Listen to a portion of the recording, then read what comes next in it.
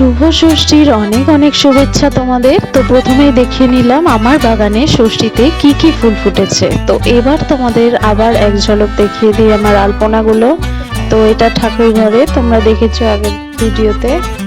তো এই আলপনাগুলো দিয়েছিলাম আমি খড়ি মাটি দিয়ে। খড়ি মাটিটা ছিল ওই অফ হোয়াইট, বাট কালারটা কিন্তু গোলার পরে মানে শুকনো হওয়ার পর আলপনা দেওয়ার পর সাদাই হয়েছে। তো যাই হোক, দেখো এবার আমার সিঁড়িটা দেখাই তোমাদের। এটা উপর থেকে আমি একটু আলতাও পরেছিলাম। তো এই যে আমি হাঁটছি আলতা পায়ে সুন্দর আলপনা দেওয়া সিঁড়ি দিয়ে। তো কেমন লাগছে এটা, দেখি এটা নিয়ে একটা শর্টস দেব। তো এবার তোমাদের আমি নিচ থেকে দেখাচ্ছি উপর অব্দি আমার সিঁড়ির ভিউটা কেমন লাগছে। তো ভিডিওতে কেমন লাগছে আমি জানি না, সামনাসামনি কিন্তু বেশ সুন্দর লাগছিল।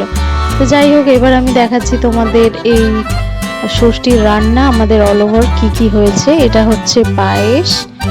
তো চলো এবার দেখি কি আছে। এটা হচ্ছে আমাদের ডাল, বিউলির ডাল, তাতে শিম আর বেগুন গোটা। তো অ্যাকচুয়ালি এটাই হচ্ছে আসল গোটা সেদ্ধ। তো এটা হচ্ছে ফুলকপি আলুর তরকারি, আর এটাও ডাল। তো এই ডালটা কিন্তু মেন, অন্য কিছু হোক বা না হোক ডালটা করতেই হবে। তো এটা হচ্ছে বাঁধাকপি চচ্চড়ি, ওই নারকেল দিয়ে করেছিলাম। আর এইবার দেখাই এটাতে কি আছে। তো এটা হচ্ছে বেগুন ভাজা, এটা হচ্ছে পালং শাকের চচ্চড়ি। তো পালং শাকটা কিন্তু অবশ্যই শীষওয়ালা। তো আর কি আছে।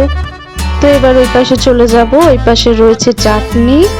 তো চাটনির নিচে আবার চাটনি। এবার দেখাই তোমাদের। এবার এই দিকটা রয়েছে শাক ভাজা। তো এটা বড়ি দিয়ে শাক ভাজা, পালং শাক ভাজা। তো এইবার দেখাই আমার মেয়ের কীর্তি, দেখো কি করছে, সাবান চটকাচ্ছে, ওর কাজই ওই।